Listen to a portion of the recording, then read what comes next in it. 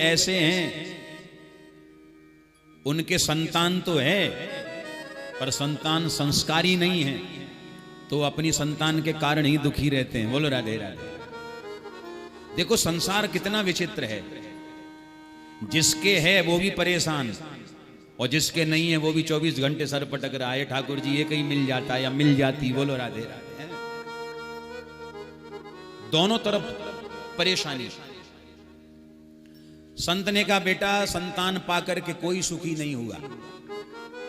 अरे दुनिया की बात क्या करें, महाराज दशरथ जिनके घर में साक्षात प्रभु का अवतार हुआ, 4 रूप में भगवान आए, राम लक्ष्मण भरत शत्रुघ्न, लेकिन दशरथ जी का जब अंत समय आया एक भी पुत्र सेवा में नहीं था। राम और लक्ष्मण गए वनवास में और भरत शत्रुघ्न ननिहाल में। एक भी पुत्र का सुख अंत काल में श्री दशरथ जी को प्राप्त नहीं हुआ।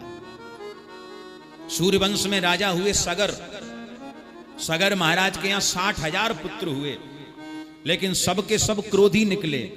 कपिल भगवान को जब घोड़े का चोर समझ के मारने दौड़े तो जल करके भस्म हो गए। एक भी संतान का सुख महाराज सगर को नहीं मिला। विचार करिए। और बेटा तुम संतान चाहते हो, छोड़ो ये चक्कर। हमारी बात मानो कि जो आनंद फकीरी में है वो आनंद अमीरी में भी नहीं है। फकीरों का स्वभाव होता है, जैसे आप और हम कहीं जाएं तो हम सबको व्यवस्था चाहिए, बढ़िया मखमली गद्दे लगे हों, बढ़िया एसी कमरे में चल रहा हो, बढ़िया बसाओ, तब हम लोग रहना चाहते हैं। लेकिन संतों का स्वभाव, फकीरों का स्वभाव क्या है? एक फकीर कहता है जमी पर लेट जाते हैं, जमी पर लेट जाते हैं और सिराना हाथ धरते हैं। जमी पर लेट जाते हैं, सिराना हाथ धरते हैं, और हम तो अपना गद्दा तकिया हमेशा साथ रखते हैं। बोलो राधे राधे। ऐसे परमहंस होते हैं साहब, ऐसे संत होते हैं।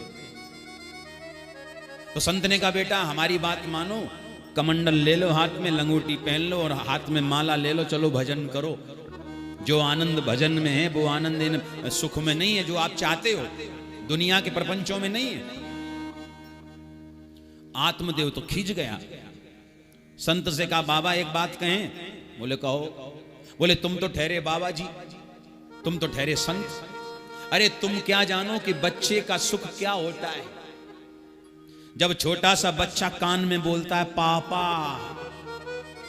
हाँ ऐसा लगता है मानो कान में रसगुल्ला फूट रहा हो। बोलो राधे राधे। अब तुम तो ठहरे बाबा जी, तुम क्या जानो इसका मर्म? संत ने कहा बेटा तो ठीक है।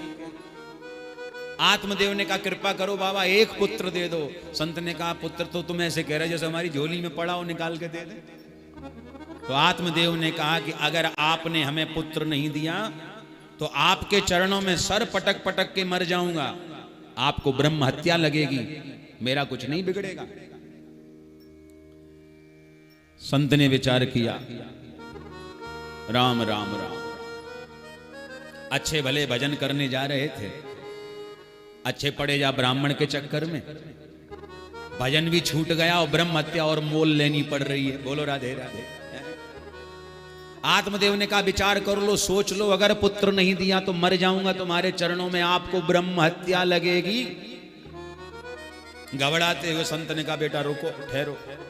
अपनी झोली में हाथ डाला तो एक फल प्रसाद निकाला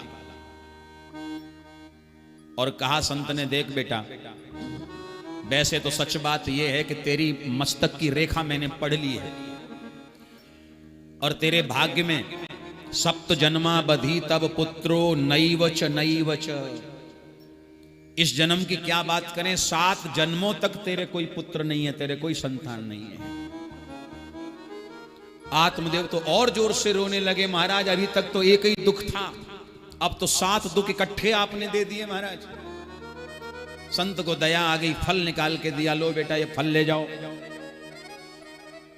इदं भक्षय पत्न्याम त्वम ततः पुत्रो भविष्यति। इस फल को ले जाके अपनी पत्नी को खिला देना।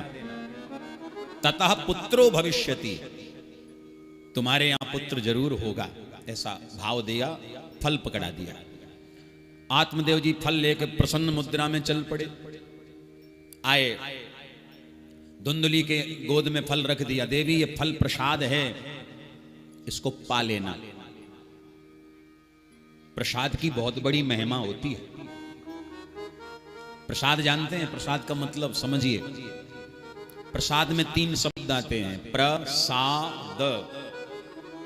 प्र माने प्रभु, सा माने साक्षात, और दा माने दृष्टि। दा माने दर्शन भी है, दृष्टि भी है। जिस वस्तु पर साक्षात प्रभु की दृष्टि पड़ जाती है वो वस्तु प्रसाद बन जाती है। बोलो राधे राधे।